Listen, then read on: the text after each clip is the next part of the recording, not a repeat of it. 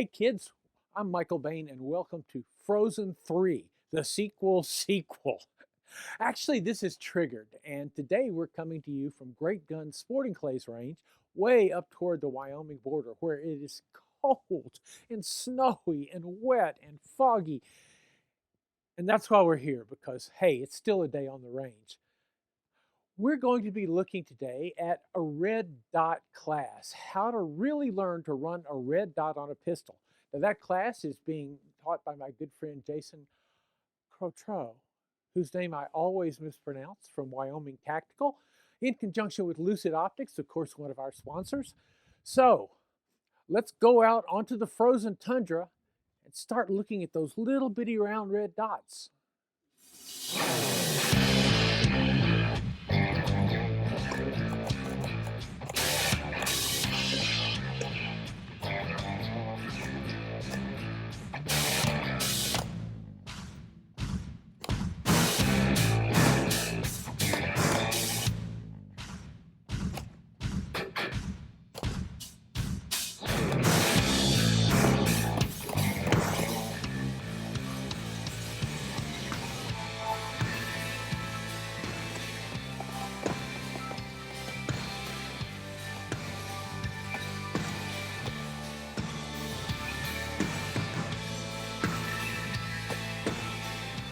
So if you're going to run from irons to an electric sight, especially if you're someone that's used to using irons, what you have to understand is there's a huge training commitment involved.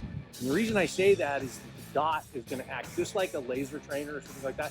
It's going to magnify any deficiencies that you have in your fundamentals. It's got to be solid.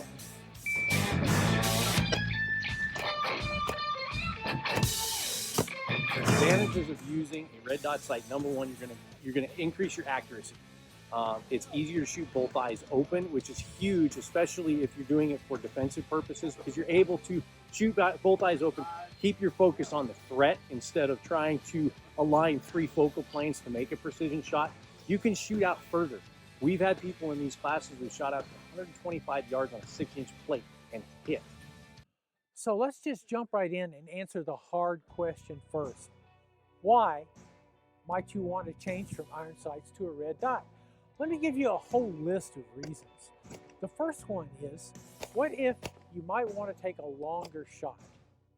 That was the thing that convinced me to go to a red dot sight.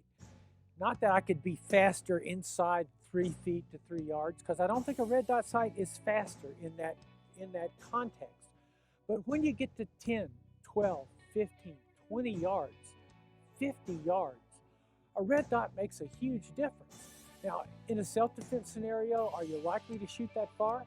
No, but we have seen long headshots in self-defense / terrorism situations. A second thing to consider is old eyes. Those of us who have been shooting for a long time, we're never going to actually see a sharp front sight again. That's actually just a myth to us, an old fading memory. A red dot allows you to keep your skill set honed for longer as you age. I just think also a red dot's easier to shoot, specifically because you don't have to worry about front sight, rear sight, target. You've got that dot there, that red dot, or green dot, by the way. These days, you can now get almost all the modern big sights with green dots as well. They're a little bit harder on the battery than you might think. The biggest worry about red dots, the thing I've heard the most over the years is, well, what happens when the battery dies? Well, actually, the battery doesn't die. It's very rare that your battery is going to die before you actually replace it. But we're going to talk about that in the course of this show. But the key thing is a red dot can make you a better, more efficient shooter if you're willing to put in the time and the practice. And that's what we're going to talk about today. Now you're using an electronic sight. You've got a relatively delicate piece of equipment on top of a violently moving slide, okay? So the potential for mechanical failure is there. If you're going to use these for a defensive gun, if you're an everyday carry, I recommend highly that you have backup irons on. Again, you're going to have to increase your training with this, because there's going to be a lot of things you have to train yourself out of. We monkeys feel like if we have a tool, we have to use it. Okay, you've got to train yourself that if you drive the gun out and you don't see that dot immediately, don't fish for it. You don't have time. You need to go immediate feed to your irons. But your brain's going to want to search for that dot because it's there. The other disadvantage to it is bulk, especially for those everyday carry folks. It's harder to conceal. It's harder to find a good holster for it. Other than that, you're looking mostly at advantages. How long did it take you, as a guy who's been shooting iron sights forever, to become acclimatized to shooting a red dot? About 6 months. I started playing around with the Little Mo Lucid Optics red dot sight. Playing around with it probably a year and a half ago. It took me a long time. It took me about probably 6 months to actually go, okay, yeah, I believe in the technology enough to adopt it. It also took me 6 months to become acclimated to using it on my gun and get used to it.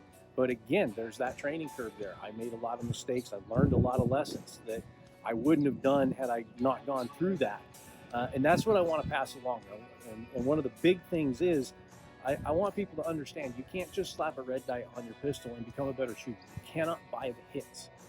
You've got to master it. And the only way you're going to get there is the work. It's the reps, it's the time. You've got to be willing to put that into its commitment. We've got lots more with Wyoming Tactical and red dot sights when Triggered returns. Stay with us. Is that a penguin over there? That's a penguin. This week's Triggered is brought to you by Lucid Optics. On target, under budget. Franklin Armory, home of the Reformation. And Honor Defense, hey, with a brand new gun on the way. The second most common question I get on red dots is, how do I install them on my gun? I think it's a great thing that manufacturers now are providing guns that come with the red dot already installed. You know, we've talked a little bit about Sky Firearms down in Florida, and their new striker-fired pistol, you can get it with the red dot installed. SIG has pioneered having red dots, SIG red dots installed on their guns. So you can now buy the gun out of the box with a red dot, and I think that is really an excellent, excellent idea. If you don't have the gun already, you don't already have your everyday carry gun already, and you say, I'm shopping for a gun, if you're thinking about a red dot, see if you can buy the package, because generally I found that's the easiest transition of all, is when you just buy that package and practice with it. There are several ways to attach a red dot on your gun, and epoxy doesn't figure in any of them. The first and easiest way is if the gun is drilled for red dot sights. Let's say the Glock MOS system.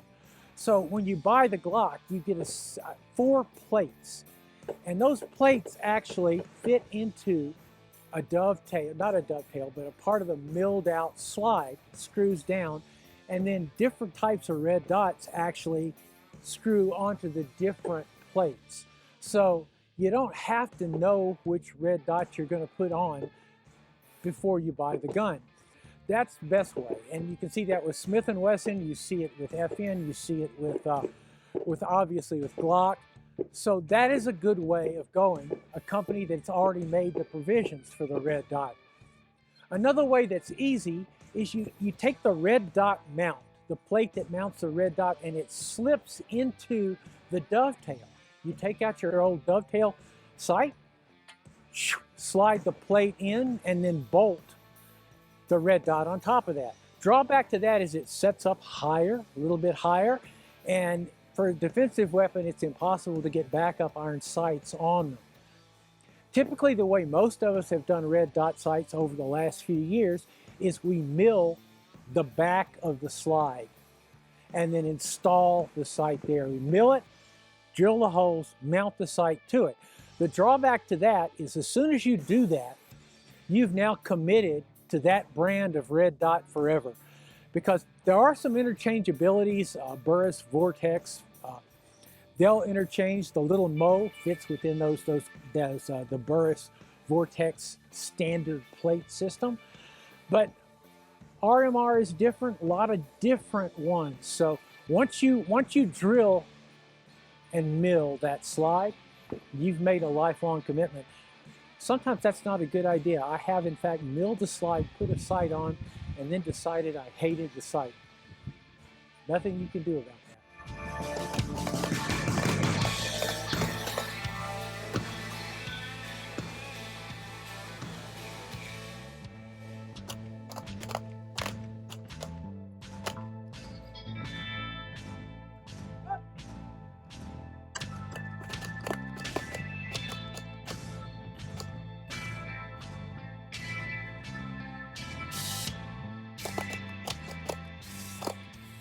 I've always been curious about changing from irons to red dots for a couple reasons. One of which I've heard shooting at distance is a lot easier to do with that, and then also sight acquisition. Once you get through the learning curve and you get used to running off the red dot versus your irons, I feel like that's going to be a quicker way to pick up your target picture and hopefully be more successful hitting the target as well. Hardest thing learning how to shoot with a red dot this morning. I've never had experience with red dot on a pistol before, and you are fed so much more information with the steadiness of your hold on a red dot. You know, iron sights, you don't really pick up the subtle movements of your body, and now, especially with the cold temperatures today, you're trying to place accurate shots, and that red dot is just dancing everywhere in front of you. So you're doing whatever you can to hold it steady, but even still, when you're feeling good and you're warm, it's still, there's so much subtle movement in your hands and you're seeing all of that. So then your mind is telling you, oh, hold still, and you really just kind of have to time it and make sure you're breathing well and execute proper trigger pull. I haven't shot very much. I would definitely consider myself a beginner, so it's fun to learn something new, get external input. My husband's a great trainer, but there's something about training with your husband that just makes you resist everything he says. So I try really hard to listen to him, and for some reason, as soon as someone else tells me the exact same thing, I can do it. When you pull up with the red dot, if you don't think too hard about it, it's right there. If you think too hard about it, it's not there. So you're wanting to kind of fish for it, which you shouldn't be doing. What interests me is the change in technology, and I feel like I get very stuck in my old ways, and I want to do what I've been doing my whole life, and technology is going to keep moving forward, that I should prepare myself and I should learn as much as I can about it. Whether or not I enjoy it, I should still be able to operate it. The transition from iron sights to the optics, so far I haven't really had any hiccups or issues. I could see myself transitioning for everyday carry. Oh, I've been shooting for about 20 years now. I want to learn more about a red dot on pistols because I think it's kind of the wave of the future, what's coming. You know, helps, everything's got to get faster and lighter.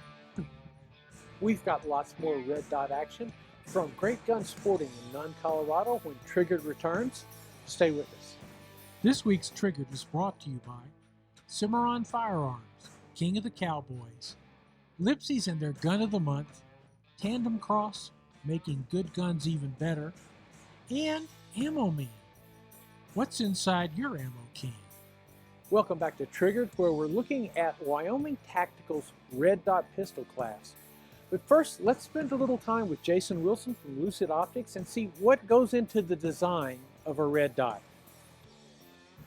When we started out the design process of looking at a rear-mounted red dot, or formerly known as an RMR, we wanted to make sure that we didn't just do a Me Too product. We wanted to make sure that we took it from a shooter's perspective. So we started talking to competitive shooters and law enforcement, military guys, looking at where we're headed with rear-mounted red dot sights. It has to be really durable, first off. They wanted waterproof. They wanted to make sure that you could change the battery without having to unmount the item. And they wanted a large field of view. All of the red dots stereotypically are really, really small, and that was by design because they're trying to keep it slim so it's holsterable. We struck a balance between a large field of view, a very durable optic, and a battery compartment that is on the side, so it keeps it from having to be unmounted. Then we matched it with, Lucid warranty, and brought it out at a price point that really was trying to be designed to be in the lower middle price point, which I think is where the sweet spot is for the marketplace for the red dots. Outside that, the Little Mo is really a small footprint. It matches the same as the Doctor optics and some of the Burris products. So it's a very standard uniform footprint. There are lots of plates for it mounting. You can have slide cuts like this Glock has and have an MOS plate, as well as dovetail adapters that go to plates that allow it to take out your rear sight and use it from there. First started it was recoil sensitivity. Having it where the battery springs and the things that held connection to the power source, that was one of the bigger challenges, because some pistols recoil completely different than other pistols. And so you had to build it to the upper end of recoils on pistols. And oddly enough, Glock is one of the sharper recoiling of all the pistols that we tested. So it has to survive that. Waterproof was second. Being able to make sure that it could withstand being out in the elements for those folks in law enforcement and in military. Those were some of the bigger design challenges for the little model.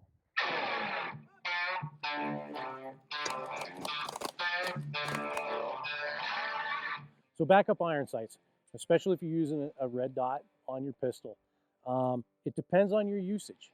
The disadvantages, the advantages to each sight. If you're looking at strictly a competition gun, you may not necessarily need the backup irons. Where the argument is for the backup irons is if you're using them for your defensive gun, especially your primary, the one you carry every day. I'm going to insist that someone has backup irons on their defensive gun. The reasoning for that is you don't ever want to pin your life on something that depends on a battery to work. In a stressful situation, when you drive the gun forward, you may have an instance where maybe you don't pick up that dot right away. You want to have a backup to go to immediately because you don't have time to fish for a dot when someone else is trying to kill you. In competition, you don't have those issues. You become proficient with the dot. You may not need those backups for competition because the dot's always going to make you faster. The reason for that is that you're only dealing with one focal plane to focus on. Whereas with traditional iron sights, you have a rear sight, a front sight, and the target. That's 3 focal planes. We can't focus on 3 focal planes at once. That's why something's always going to be blurry. This is where the front sight focus came in, is what we've been trained on forever. One of the things that I love about the Lucid little Mo is that the way it's designed is we still can use that front sight focus. We don't need to change our mechanics. Having the front sight on the gun helps you reinforce those mechanics when you're transitioning and going from iron sights to a red dot. And this is a problem that the industry has kind of put upon itself in the last decade, 15 years. The industry has convinced the world that you can actually buy hits. And that, unfortunately, that's not the case. You've got to master your craft. And especially with a red dot, you have to make that commitment to training because that red dot is going to magnify any deficiencies you have in those fundamentals. The fundamentals are critically important with the red dot because unlike traditional iron sights, when you fire the gun and the slide moves, with iron sights, you can ride the slide and still see the target over the slide. Okay, with the red dot, it's going to disappear on you with every shot. So you have to make sure that your fundamentals are sound so that when your slide returns into battery, the dot still shows up on target. Okay, this is a huge training commitment. And the only way to get there is to do the work. Any day on a range is better than any day not on the range. And hey, if you don't already have a red dot on your pistol, it's going to happen very, very soon. Next week, we have the second part of our special on the Wyoming Tactical Red Dot Pistol Class. I'm Michael Bain. You can always find us on michaelbain.tv, YouTube, everest.com, and if you put on an aluminum foil hat, we'll come right in. We'll see you next week on Triggered.